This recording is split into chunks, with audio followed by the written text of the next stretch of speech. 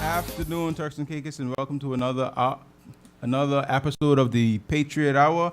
Today we will be kicking off our official voter education campaign, the voter education campaign, and today's topic will be Do Elections Matter? I have two very dynamic guests in studio with me, who I will ask to introduce themselves shortly. And remember, the number to call is 941-8550. That's 941-8550. So let's get started. I'll start to my right with my first guest, and they can introduce themselves. And my name is Jamell Robinson. Sorry, sitting and hosting today. My name is Cutella Talbot. My name is Keno Forbes, Turks and Caicos Islander, born and raised in South Caicos. Happy to be here today. All right, folks, let's get straight into it. Do elections matter? If so, why or why not? Do elections matter? And if so, why or why not? Well, definitely elections matter. Elections, we have been participating in elections where we've had the right to vote on a large scale dating back to really actively from 1976. And elections do matter. One, because our forefathers fought for the rights for us to express our opinions on things that happen in the nation, and it is our opportunity to make our mark, to say what you believe in. I mean, we have a party system, we have the opportunity to vote, and it is important. It is important. That is your right. I always tell people, if you don't go out and vote, you have an opportunity to say something and you didn't. And we're always saying that, we're not heard. And we still have quite a bit of people that don't vote. So elections do matter. One, it is your right. One, our forefathers, our ancestors fought for the opportunity to vote. And even in 2006, we have jurisdictions where they don't have a democratic system. They just have things that just shoved down their throat. They don't have the opportunity to vote. Even women, we've come a long way. Everyone votes in TCI, once you're 18 and older. And to me, I feel like if we don't exercise our right, it's almost a slap in the face of those who fought. You had people die, for maybe not in Turks and Caicos, but around the world, for this democratic process. So voting, it is important. I would agree that it is important because it's an opportunity for us to see what we want and what we don't want. Cutella, anything to add? Yes, elections do matter at the extreme. Without elections, there will be no democracy. And I believe elections is very important because the people that we vote in, they are responsible to us. And if you don't vote, how would you have a voice? Voting gives us a voice. Yes. And also, it plays an important part as a patriotic citizen in society when you take in your hand and voting. So one vote counts. One vote counts, and it makes change. And when we're voting, we're voting for representation. So it's important that we're voting for character. We're voting for people who are going to be honest. So it does matter whether who wins or lose. Elections do matter. And I would like to go on further, especially in our jurisdiction. We've seen where elections passed that the deciding factor in a constituency was down to like 10 votes. Yep. So you imagine, if those 10 people didn't vote it, and so especially in a country of our size, we need, I'm just encouraging everyone, no matter what side of the fence you express your constitutional rights and your patriotic rights in voting, because it does matter at the end of the day. Very good. Do elections ensure that the will of the people is done? That word, ensure. And it's not the drink.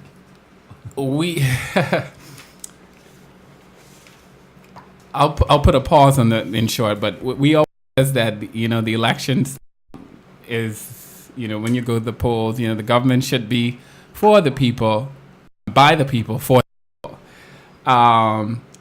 And I think in TCI in particular, I think a lot of us, we give up after we cast our ballot on election day, then for another 4 years.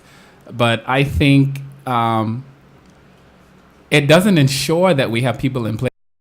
People at the end of the day, we can hear their manifesto, hear what they have to say, and they can go in office and do something entirely different.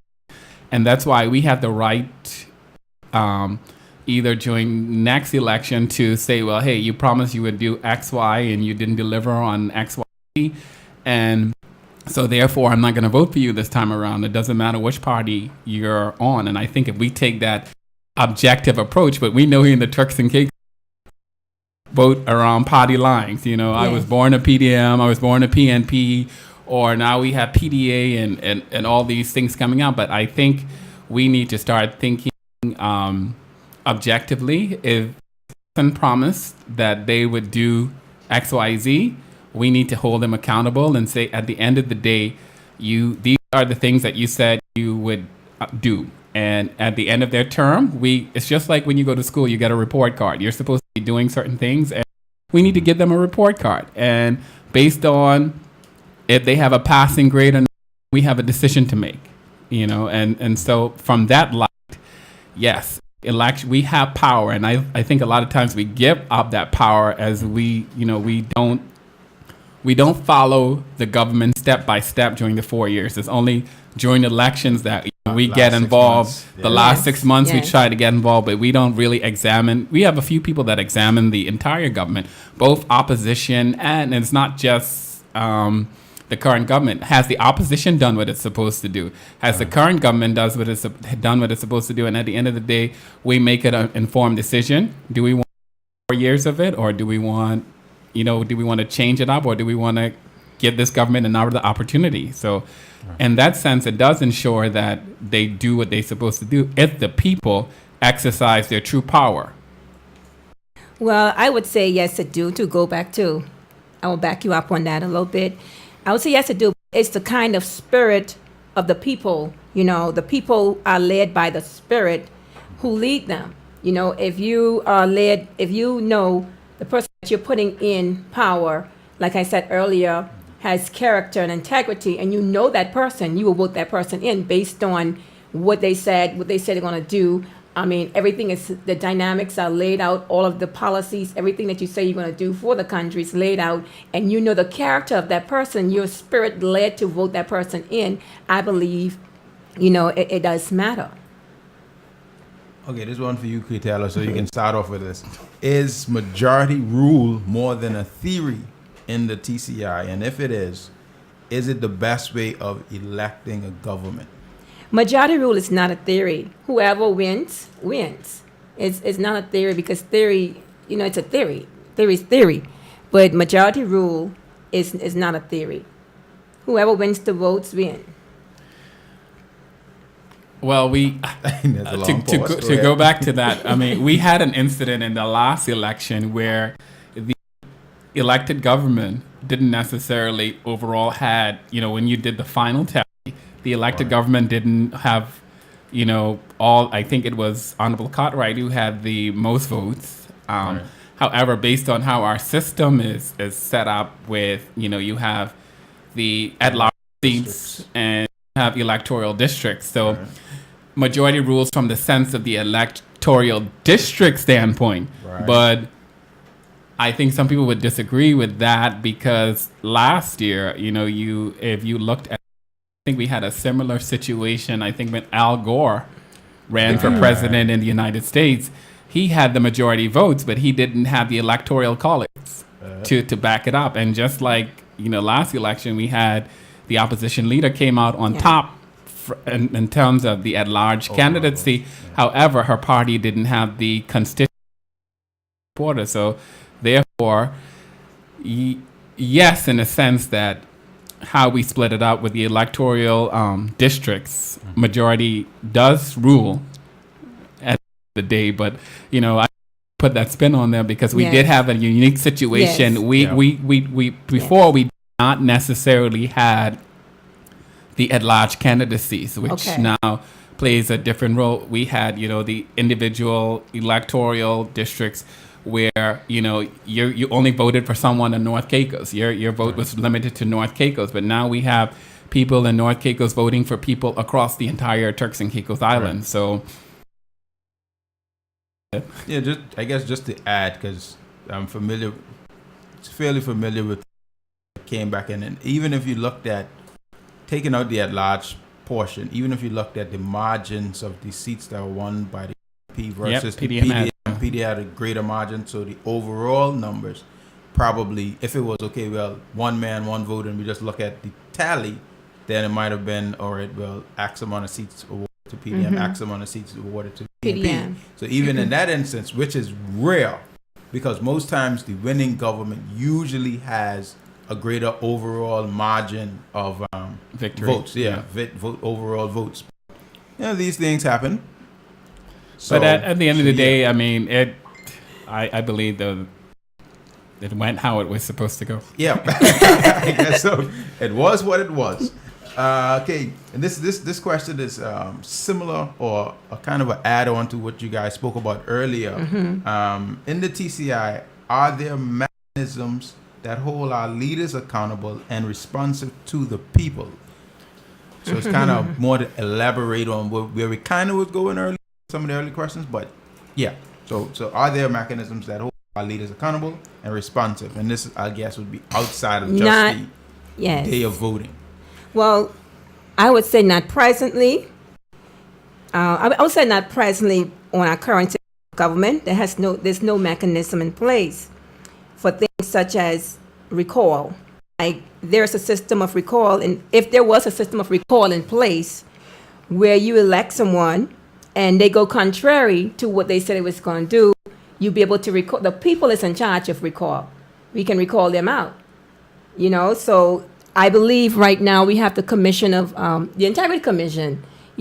Is more of trying to get things in order in terms of standard. But I think the Integrity Commission deals with acts of corruption and stuff. Because a leader, there's different ways that a leader doesn't perform, and it's not just that they're corrupt. They could just not do what they said they should do. Yes. And right now, you just gotta wait 4 years. Basically, we don't have a system to say, well, I voted for John Brown. John Brown is not performing. I mean, within the party can decide that John Brown's not performing as a, and he could be, they could shuffle the cabinet or even just make him a backbencher. But in terms of the people going and saying, within the duration of the 4-year term that we want to change John Brown, I don't think we have any, and I could be wrong, but during my research, I don't see where we can recall a politician that we voted because during the term we realized that this person is, in the second year we realized that they're not delivering.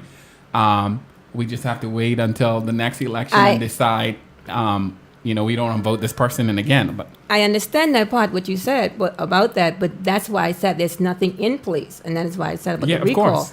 But I believe that that's something that should be in place. I was just about to ask that question, whether that would be something. Caller, you're on the air before we continue. And also, you have a caller? Caller, yes, on the air? good afternoon. I have a concern. You guys, what you're talking about is great, but I think we have to focus on educating the voting public, because it is the people that gets to decide what kind of going to have. So if they are the ones who are the ultimate decision makers, they are the ones that you guys sitting there in the studio will be educating on the type of leaders they want. Because if you have a voting population who has been tarnished by corruption, or who would prefer to vote for corrupt individuals, or individuals who would do corrupt things, then we have to go about educating them how not to choose or to vote because of a bribe or for money for their vote. Thank you very much. You guys are doing a great job, fabulous job. Keep it up. Thanks, caller, for your comment, and I'm not sure what time you came in terms of listening, but This is the first episode of essentially 13 shows where we're doing voter education. So this is one aspect, saying basically we're looking at whether elections matter to begin with. So if you don't believe elections matter at all and explore that side of the coin, then you're not going to be interested in anything in terms of whatever we might be putting forth in terms of voter education. But definitely there will be topics such as candidate profiles or what type of candidates you'd probably look for. That'll address some of the issues. So we'll get there one step at a time. Caller, you on there? Good afternoon to you and your panelists. Good afternoon, Mr. I R. could recall in the year 1995, under the PDM administration, there was a gentleman who was elected in government, and he was found in low dishonest and low something like that. And before the 4 years period, the leader of the People's Democratic Movement at the time, which in Ford was Mr. Derek Taylor, asked him to step down from his portfolio. So it's not that the people go and say to the MP or the leader of the party as voters who carries the powers, because remember, an elected person only get elected by the constituency and by the people. We the people send them to parliament. So if we the people stand up, officials currently in parliament, you can demand more for your country. But if you sit back and accept what the elected officials spit out to the general public, that means you agree with the elected government. It's time that the citizens of the Turks and Caicos Islands wake up and understand their fundamental powers within the election ordinance. It's time that the citizens of the Turks and Caicos Islands wake up and understand the powers that they have in their hand. There is no MP that is bigger than a voter. The voter is bigger than the MP because it's the voter who elects the MP. And it's time that the citizens of the Turks and Caicos Islands open up and they see these things. And I hope that the people will open up their eyes and see, because it's a lot of things that the people is crying out for. There's a time say, old man dream dreams, young see vision. All right, so it's time okay. that the Thank you, young caller. people open up and see it. Thank you. If I could respond to that note, in my comment earlier, I said the only mechanism that I know in place is if the party decides among themselves, and it's back to the point made. The party decided that that person was not performing, and so the party initiated the termination of that individual back in 1995, and I do recall that. Mm-hmm. But the question was, is there a mechanism in place for the people outside of the party to go and say, well, we don't like this person and call for? Yeah, a call can be made, but it's up to the MP, the leader of that party or executive, to say to that individual, hey, we want you to resign, and then they will have a or a special election for that person's seat. All right. Another caller? Hello. Hello. Good afternoon, caller. Good afternoon, Patriot. Good afternoon. You're doing a great job on the show, and I'm enjoying the conversation I know very that much. voice, but I won't call your name. Go ahead. Don't take no blame, call no name. But I want to add to this conversation. I think that the election don't matter, but the bigger picture here is what happens after elections, because as Mr. Forbes alluded to, we tend to go to the polls with a lot of energy, a lot of fire, and then after the election is over, we go back to sleep, and we allow our MPs to go back to sleep as well. My thing is this: the democracy isn't just people you elect inside the House of Assembly. The democracy is the people that those individuals they elect are the ones that hold the power. The next point I want to make is this: I'm not going to make any excuses for Turks and Caicos voters not being satisfied with their MP. They know exactly what they vote for. I refuse to believe that when we go to the poll, we don't have a full understanding of what our MPs are about. The truth of the matter is, this is my opinion, we vote for who's on the ballot people. There are a lot of people in this country who could make this country. One of them hosting their show, but for whatever reason, a lot of them don't like to step forward and put their name on the ballot paper. So at the end of the day, the people are left with the choices that they have on the ballot paper. Now, here's the thing. Now watch People them have a low blows tendency you're to throwing, eh? believe that power and being elected somehow changes people's character. I disagree. My father told me that power only makes you more of what you already are. So when we go to the polls and we elect people who we know from day one have no record of community service, have no record of giving back, have no record of standing up for any issue, all they do is when election time comes, they put on a very good show. Rihanna have a song that they put on quite a show, and they take a bow. And after it's all over, we are left with the House of Assembly with some members, who don't even understand what being a representative is all about. So the first thing that Mr. needs to do, my fellow patriots, is be honest with themselves when it comes to the whole voting process. Do not vote for persons who you down inside. Totally do agree. not represent your interests or do not represent the kind of representatives you want. Secondly, those individuals that do have something to offer or do believe that they can make a difference in this country, to step up and step up to the plate. Because complaining about the people we elect without putting yourself in a situation where you could make a difference by being elected is hypocritical. Thank you so much. Thanks for the contribution, caller, and I don't like how you showing them low blows, but that's all right. Can I say something? Sure. And then I trust all is well in North Caicos to that to that caller. I agree with him and all the calls that we've gotten in so far, and I just and I know it's not on there, but until we change what we want and what we expect from politicians, I'm always of the opinion we get what we accept.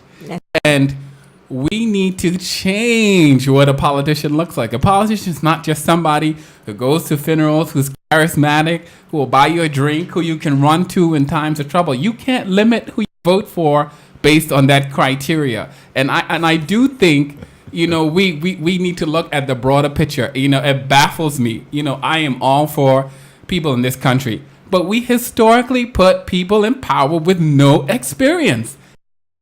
Sometimes with no experience, and then we start complaining when they don't deliver. And like the caller just said, we know that this person, when you form a government, you need to vote for a person that, hey, this person that you're voting for might end up being the premier. He might end up being the deputy premier. He might end up being the minister of finance. You can't say, I know John Blow ain't got it all together. He ain't that smart. He can barely read. Let me just vote for him. Yeah. You're voting for somebody who is going to represent Turks and globally. We live in our actions now. Turks and Caicos is not in a bubble. Our actions have global implications. And who we put up to represent us globally. Some people may never meet me. They may never meet the host, but they're going to meet our. Can't run the risk. And in 2016, putting people out there that we know from the gate don't have the qualifications. And it's not just about being going to school. We have many successful entrepreneurs and business people that have not gone to school but have great experience and can make a great contribution in this country. But historically, we have, on both sides of the ticket, we have put people up that we know. Come on, if we were honest, we know that they couldn't represent themselves out of a wet paper bag. Before we take that next call, I'll just put the next kind of leads in that. So you're dropping down the page a little bit, then we'll take the caller, but just to marinate. So given all of what you and the caller said just now, previous caller said, are voters rational? To that. Take the caller. Yes. I totally agree with the gentleman who just finished speaking. Brilliant statement. I agree with you, young man, 100%. But one thing that I like to share here, there is a way, and if you notice in the legislation of Parliament, in the House of Parliament, the elected officials goes to the House of Parliament, but at the ending of the day, the governor is the executive of Parliament.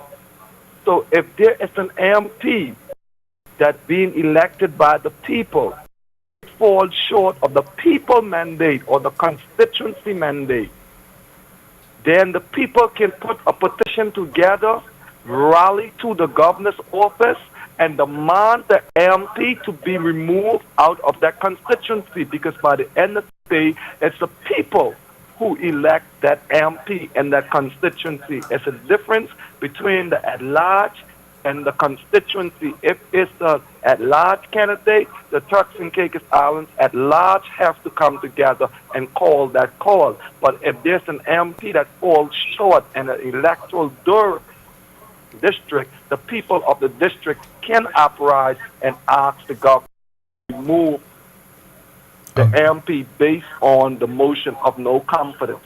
Thank you, caller. And so to the question, given all that we've been speaking about, our voters' rationale. Our voters' rationale? You know, you As have a voter, you I have know some. all voters in there. You know, we I rational? voted, and our vote is rational. In a small society like ours, you have some people. You know, we've all heard the jargons. PDM born, PDM bred. I'll be a PDM Yes. until I die. Dead. PNP. You know, all the way, and you know, and so for the majority of people, you know, they vote party lines. They and it's not just in Turks and Caicos. It's in other countries as well. Some people identify with the ideals of the PDM. Some people identify with the ideals of the PNP, and you have some people that are a very small majority that are in the middle. You know, I call them the independent thinkers. But I think more and more as young people grow and develop and gain exposure, I'm seeing that change. You know, you have people that, you know, if you can sit down and have a conversation with them as opposed to, you know, what they like about PNP and what they like about PDM.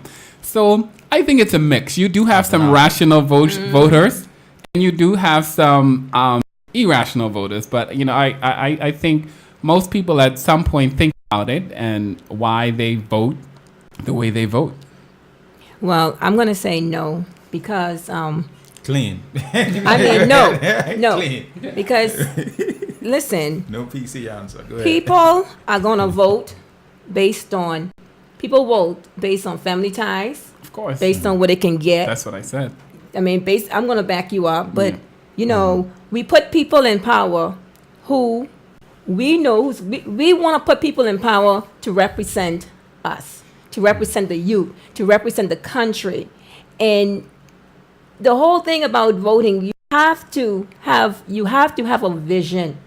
If you have a vision, then you're going to vote for a person who has a vision for the country and for the people.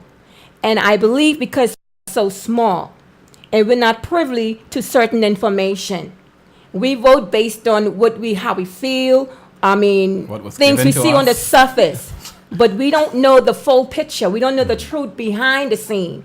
And so we have to really pray and ask God for discernment and really see the character of people. Because if we don't vote for the people who have the character and the dignity and the respect to lead this country, the youth of this country, the people of this country, are going to end up with nothing. Okay. I don't know if you want to add anything to that, Keno. I mean, I totally agree with her. Big. I mean, some people are rational and some people are not rational. Some people limit their vote to what they can see. And I tell people, it's not about liking the individual.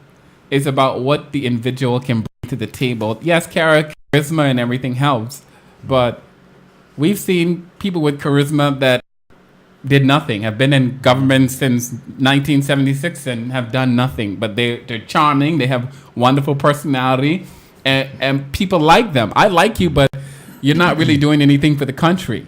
And I think we have to look beyond that, and we have to put it on the table, and we have to examine facts. Exactly. Because when you go to the rallies, it's just a big hype. It's just a big party. It's just slinging, It's a and feel-good. and it's just a Keep you feel-good Feel thing. good.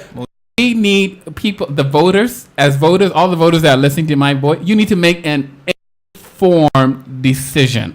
So Well, it's kind of going off topic thing here, is- but should then Well- voters require those persons who are coming to them or asking them to come out to these rallies? Because to make an informed decision, you need information. Yes. So should people be required then to say, okay, well, whoever is running in this constituency, either I need you to speak to me one-on-one or speak to me in a smaller group, more intimate setting that I can ask you the type of questions I might not be able to ask you at a rally.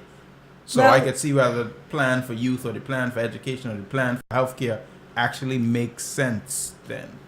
Well, the thing is, certain strategies and things that the people put in place are not always good for the people. They're not going to give you a plan and say, "Oh,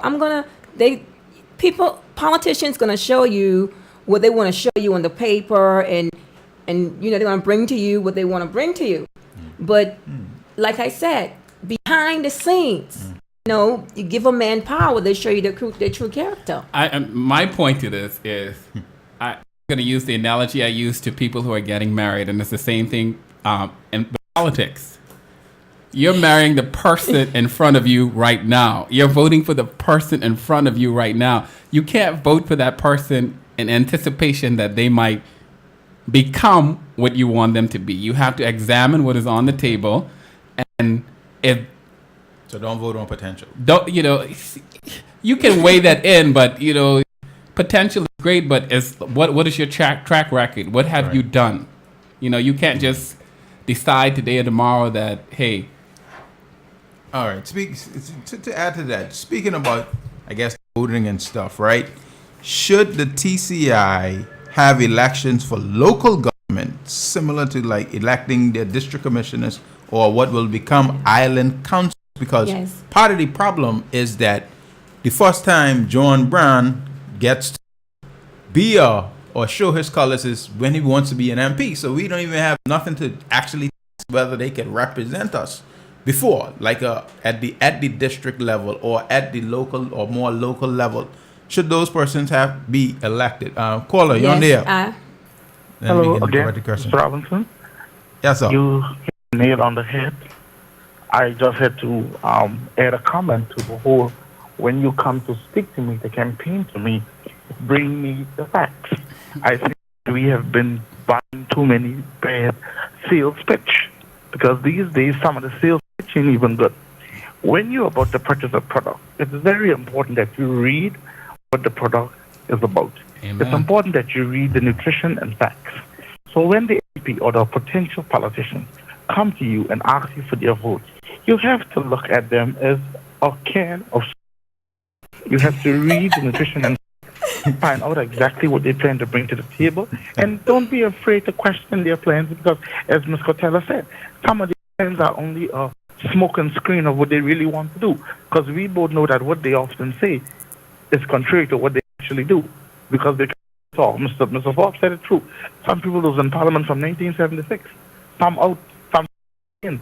They've been talk, and the reason why we are, as a country, unfulfilled or unsatisfied with where we have come since 1976 is because we've had a lot of people who talk the talk, but they don't walk the walk. So what we now have to do as a voting population, I've also said this, that the more educated a country becomes, the better decision they should make. That's why my theory has been for a long time that maybe the intention of many democracies around the world is to keep the electorate illiterate to a certain extent, hide information. That's why we have so many problems sometimes getting access to information in our country, because knowledge, I said before, is not power. The use of knowledge is power. Right. So when we already get the knowledge that we need to make the decision, then Mr. Forbes, he often said it a while ago, make an informed decision. I promise that's the last time I'm going to call, but I thought I just had to share that. Thank you so much. And to add on that, caller, why would the person teach you how to run their game? Because if they teach you how to run their game, then you mess up. You're going to be able to look at them and say, "Oh, You can be up on game. you know that would be wrong." All right, keeping it going. Should the, again, question before the caller was taken, should the TCI have elections for local government introduced? But I don't know if the structure is such that, I don't believe the structure is such that you have elections for these of local posts. Yes. Oh, yes. go ahead, Keno. Basically, Yes, my please. answer is yes. I agree. Clean. I mean, for obvious reasons. Because sometimes,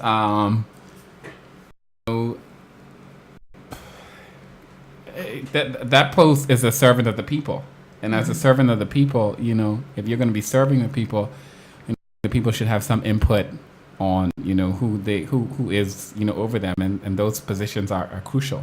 Very much. Because if you're a district commissioner and you're not performing, it's you can't have the security as civil servant. It's then up to you can be a district commissioner of your life, Yeah. because you know how we are. We don't often deal with situations, but if it's up to the people and the people is assessing the work of the district commissioner or the district council, then the people can say, you know, over the last 4 years you did this, you were instrumental in this, I would do it 2 years. or 2 years, or Preferably. however the term That is. would be But mine, it happens in the United States. It works well, Yeah. you know, and it tears out. You have elections for governor, you have elections for mayor, and that person is kind of the district Yeah, that's the commissioner is mayor. kind of like the mayor of Ireland, and hey, Definitely. it should be the voice of the people heard to that. Caller, you're on the air. That's great. Yes, I totally agree with the gentleman, but one thing that I like to throw out there is that I believe in the 2016 elections and elections beyond, persons who are running for political office should be residing within the constituency. Gone are those days when someone can come from another constituency that don't know your cry, don't know your pain, and coming tapping you on the back and telling you that, oh, I know this, or I know that, because by the end of the day, they're not the individual who have to face reality within that constituency. I believe that the MP should come out of their constituency, from out of the arms of the people, because if you look at various constituencies, you will see that the MP lives here and the constituency is over there. Who is there to literally hear the cries of people? I believe that we need to get to the place where we elect people who live amongst every day and hear our cries, feel our pain, and struggles with us. Not someone who lives uptown and then coming downtown where they despise and say, vote for me, I can help you in your constituency. I believe gone are those days. Those persons, I see them now in my eyes as just a person who wanted to be elected for a paycheck, because by the end of the day, there's no new face left in the constituency. Their passion, their heart is not there. It's different for a person who resides in a constituency. You can hold them more accountable. Thank you. Thank you, caller. Yes. You wanted to add something, Cutella? I was just Not to- backing up what Keno had said earlier. Okay. All righty. Next question. Well, we're good with the local elections. That basically we need to have some and some. Yeah. And or like the you other, right? said, it would Yeah, it's be a kind of a testing ground, grooming man. tool. A grooming tool. I'm and saying you made to the for, big house. you know, it's like in this. Just Most like people, that. if they become a senator, they either was like a Yes. town council, a city Yeah. representative. They have some idea of how Right. government work. But Yeah. we, you know, back to my other comment, we historically sent people to parliament Yeah, straight from with your room, straight to the no house, man. experience at all, no idea how government runs, and they spend most of the time trying to get To figure it out. acclimated Yeah. with how government runs, and you know that hinders the ability to perform, because you know politicians need to be the ability. I believe Hillary, when she's running against Barack Obama, she said she was ready to lead on day one, and you know we need to elect politicians who are ready to lead on day one. Vibes. Okay, are elections a good process to produce good governance? I don't know. I'll jump at it at the same time. Yay or nay? You know, at the end of the day, good governance is up to the government. And one thing that elections does, as back to the question earlier, if we are rational, if we are looking at the facts, if the government is not performing, then elections gives us that mechanism to vote them out of power. So in a sense, yes, elections do ensure good governance if the people step up to the plate and do and vote what is right, or vote objectively, and not just this is my party, I'm going to support. Or family ties, right? I'm going to read a scripture from the book of Ecclesiastes, chapter 10, verse 5 and 7 to answer that question. And it says here, there is evil I have seen under the sun, the sort of error that arises from a ruler. Fools are put in many high positions, while the rich occupy the low ones. I have seen slaves on horseback, while princes go on foot like slaves. In other words, this is saying that when we're voting, it goes right back to the Word of God. Fools are put in many high positions, while the rich occupy the low ones. I have seen slaves on where? Horseback. Slaves on horseback, while princes, the statesmen, and the stateswomen are walking around on the ground. So we have to rise up to the occasion and put people in place who are going to govern this country with integrity. We're going to put people in place who's going to be transparent to the people, who's going to say what they mean and mean what they say. Because it's written in the Bible, Solomon, he was one of the wisest men, and he spoke that there's nothing new under the sun. So the people who we vote, has to be people who is by the people, for the people, who's going to do right by the people. We have to get out of this thing about voting because, oh, this is my family, this is my cousin, this is, no. We are living in in perilous times. We need people who have a heart and a vision for the people. I agree wholeheartedly, and I don't think I need to add any more to that, but it's very important that we vote for people with vision and a proven track record, and people that want to make a difference. And if they show you that they're not for you or they're not delivering, then vote them out. Caller, you're on the air. Good afternoon to you all guys, and to all. I was listening to your program now for a while. I had any intention to call. But the reason why I call is because your female guest or host or whatever, the fact that she shared that scripture, it's really, I just called to encourage y'all that now y'all speaking as if that y'all have light in y'all. I just thank God for her sharing that scripture and trust that we would understand what that scripture is saying to us. Thanks, man, and bye. All right, thank you, caller.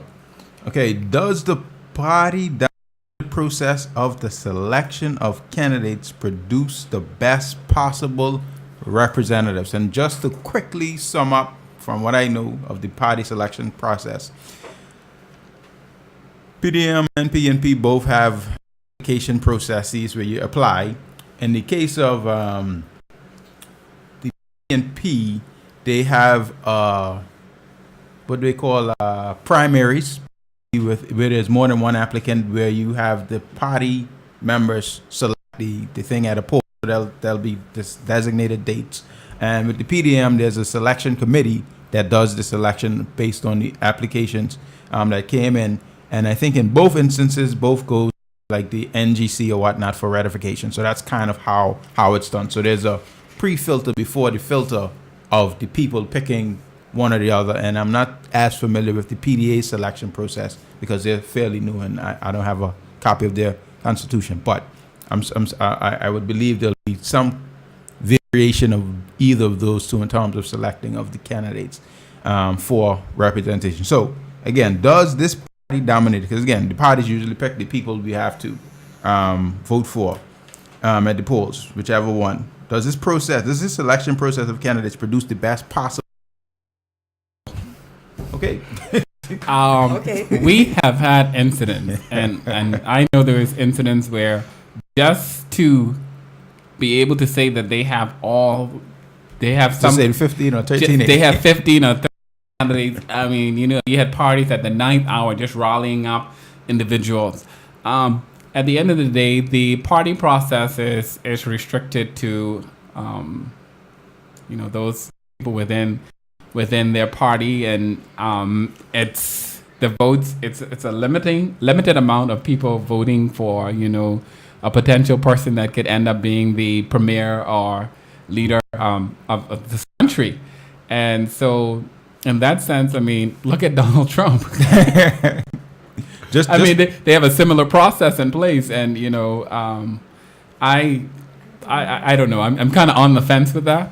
Well, I can take off my host hat and add my 2 cents as a Turks Islander hat on this. The funny thing is, I don't know if it was last election when they were selecting leaders. Well, one of the leaders lost, but essentially based on just talking about the leadership for the person who the party leaders who usually basically put forth for premiership is basically a little over 100 people chooses who's going to be our leader for the next 4 years, because there's about 100 persons in each NGC, the National Governing Council or whatever, for each political party outside of PDA, because I don't know how their structure is again.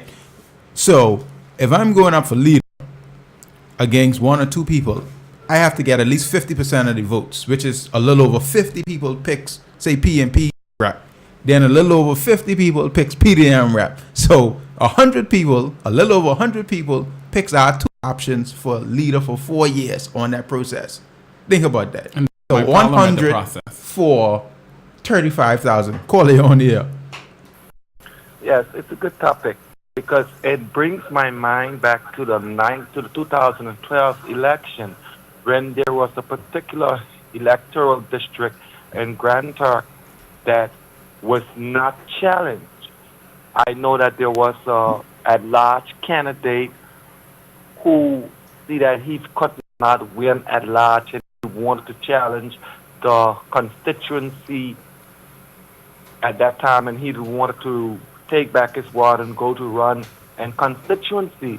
And it was said to that large candidate that you can run in this constituency because you already say that you was going to run at large. I believe that there should be a democracy process where people can have opportunities and not just someone dictate to them and throw it down in their throats. I believe that the primary process should give everybody a fair shake of where they wanted to run. I looked at that as a serious thing. And if you normally look at it, the person opportunity goal has now broken. If a candidate does not fear a candidate, then there should be democracy to prevail in any political party and not persons hand-picking and pushing to the general public and say, vote for this person. I believe the general public that they elected MP out of their constituency and say, well, this is the person I want to represent my constituency. Thank you. And it's similar to what happens in the United States. You have the Democrats and the Republicans, and you have registered independents. Right. Now, in some primaries, both independents, Democrats, or open primaries, they can vote for the leader. But now, like you said, it's just a handful of people deciding who our next leader is going to be. And like in the United States, whether you're a Democrat or a Republican, for you to be the president of the United States, there's some clear qualifications that you have to meet from the jump.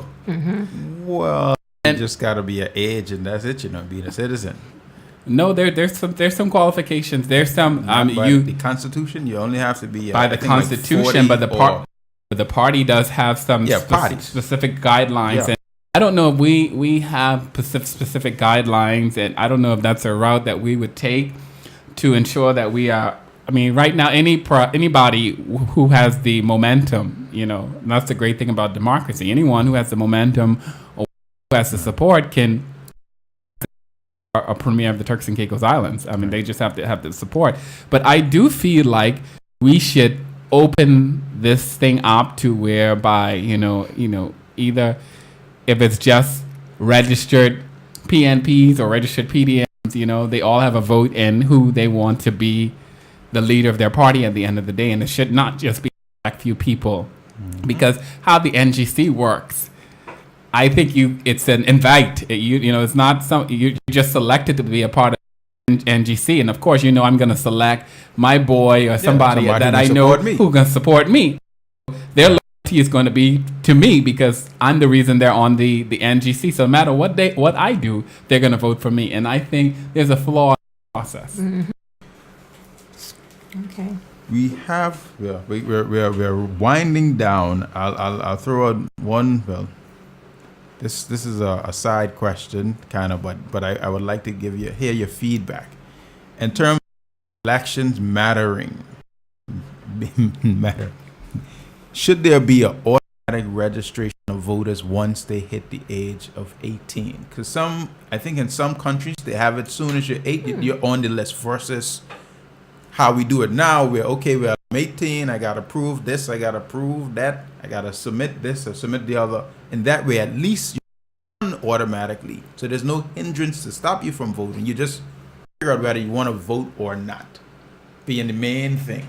Versus, you know what I mean? But anyway, what are your thoughts on that? I agree. We should have a database in 2016 of people in this country that are registered, that are Turks and Caicos Islanders. So the notion of every year having to go and bring your birth certificate, your status card, and all these things, I mean, it could be a deterrent for some people because, you know, you got to off to go do this, you got to go do that. I mean, the registration process is like...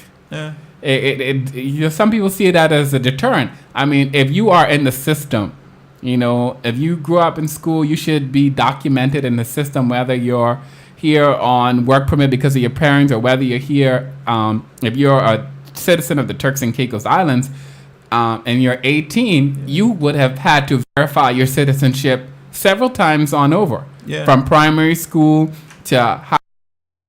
And so there should be an automatic rollover, you know, of people turning 18. You know, they should, or send them a thing, you know, an email or some type of registration. But I just think the process is kind of because I know people like, oh no, people to be off and out the country and all this stuff. If you're automatically on, the only thing that has to be verified when the election lists come out. Is whether you're in your address, whether you should be voting in this constituency or that constituency, and we have a claims and objection process that deals with that. It's just a matter of, okay, well, you're on the list, they place you where your last address was before you turn 18, and then each constituency gets to say, okay, well, this person is in school, but you're still able to vote, so they're going to place you in a constituency. So that decision might be, all right, the elections officer, okay, well, since this person is in school now, but they're eligible to vote, we're just going to place them in their last address. So you can't kick them off because there's no proof that they can be anywhere else, you know, but because this and as a part of our voter education, registration process last November, it's like educating persons, like that doesn't necessarily, you could cut through all of that. But one foul swoop. But I think that's because we have some flaws in our system. Yeah, well, I know that. And because of the flaws in our system, fix them. We need to fix the flaws so that it can be a smooth transition. But because there's a flaw in our system and who's TCI and who's not TCI. Yeah, well, that's where the registration card. What the process called? Claims and objections about. So if this person shows up on a list, but then that's still you still leave it up to the person to, you know, we know people will slip through the cracks. But it's doable because they got to get vetted before. And again, you're doing it at 18. There's a caller. You're on the air, and that'll be the last call, and we'll just get our final thoughts from our dynamic guests. People got to go to work. Yes. In relation to the topic, claims and objections and registration, I know that in the 4 years period, the registration process is currently open up.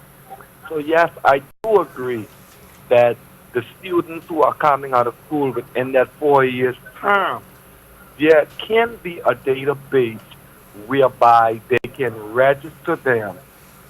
Because within the claims and objections, it's only there to state if you've been living in an island. Like, for instance, if I was living in Grand Turk over 6 months and 1 day, it will not allow with me after that 1 day. My name should no longer be in Grand Turk. It should be It should be to the place where I'm currently residing. So therefore, I cannot go back to Grand Turk and vote. I have to vote within the constituency that I currently am. But I believe if the database go into effect, like how all young people are in the city of saying, it will help the election on more. Because the last election, I walked the registration process, and it was a case. If they take it from the school, from the employment database, and from the immigration database, then all of this will not have to be if one just can obtain their registration card and their voter's card, and they'll be eligible to vote without going through all the hassle. Right. So essentially what will end up happening is the persons who are new belongers. So if you get something else, then after you get the grant, you'll be automatically registered as well. So once you go through the process, when you have your status ID card, you just go on the list or whatever it is. Once you're at the age, we're suffering because there's no coordination with our departments. You have, all our departments are like they almost operate in a bubble. Right. So it's doable. If you would merge all the systems together and there's like just one, like you said, the same using the labor force, every person that's working should be registered. Yep. Every person that's in school should be registered. Yep. And so using those databases, we can make that process much easier. But, like I said, currently they're not. Ain't no will to do it. Yeah. Certain people you don't want automatically go on the roads and all that kind of thing. But anyway, what are your final thoughts on do elections matter? So we could wrap up and head out of the studio. What are your final thoughts? My final thought is this: yes, elections matter. Your vote matter. Your voice matter. Whatever you do, it matters. We need to vote for a government that's going to advance civilization, that's going to take this country forward, that's going to, it's going to be in the best interest of the people. Elections matter. It matter. It matter. When I thought of this topic came up, I thought about, our patriots and our founding fathers, such as the Honorable Paul Higgs Sr. And Gustavus Lyburn and people W.H. Mills and Mr. Shorty Smith from Grand Turk and all these people, who really fought for this country to be where it is, and to think that in their lifetime, when they started out like us, this wasn't an option for some of them. And to see that they fought for it and now we have a system where we can vote, we have some differences in what type of system we should have, but the matter of fact that we are able to vote, and I think we should exercise our vote. As a Christian, as a Bible-believing person, the Bible says righteousness exalt a nation, and sin is a reproach to any people. It says when the righteous lead, the nation is blessed. Amen. So we need to make sure that, yes, we vote, and we not only vote, we vote and we put the right people in office who have proven that they have our interests at heart. Don't get caught up on a slogan. Don't get caught up, for God's sakes, don't sell your vote, because when you sell your vote, it ends right there. Because when you go and demand accountability, that person said, I threw money at you already, so you can't say anything to me. I bought your vote. So you know what? Your vote is very, very, very important. And so you need to put a demand on your vote. Yes. And remember, your vote counts during the full 4 years, and you have power during the full 4 years, not only on election day and 6 months leading up to election. It's ultimately up to the voting population to decide enough is enough, and for us to exercise our democratic rights and demand what we want out of our leaders, because they are by the people, and by God, they should be for the people at the end of the day. And I would like to add to what you said about buy-in.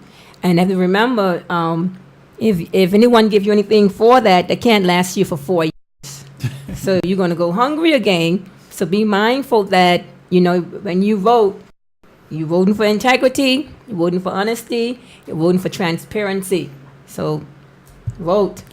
With that, this is the first installment of our Vote Your Voice voter education campaign. And we just had two great guests in the studio. I hope everybody enjoyed, who's listening out there in the general public. Also, if you haven't started doing it yet, start collecting your National Award nominations. If you want a copy of the guideline, you can email us at tcipatriots@gmail.com for a copy of the booklet. That's tcipatriots@gmail.com for a copy of that booklet. And until next week, we're going to be continuing our voter education, and the topic will be why vote. So with that, you've just had another hour of the Patriot Hour. Have a good afternoon. Calling all Patriots. It's that time of year again. Applications for the Turks and Caicos National Award are being accepted. Don't miss out on an opportunity to nominate and honor your fellow Turks and Caicos Islanders. The categories are as follows: the Order of National Hero, the Order of the Turks and Caicos Islands, the Meritorious Service Medal, the Long Service Medal, the National Young Achievers Medal, and our personal favorite, the Patriotic Award. The deadline for all submissions is June 30th, 2016. For a copy of the National Medals and Awards Guidelines, email us at tcipatriots@gmail.com. That's tcipatriots@gmail.com. We will make our submissions, so make sure you make yours.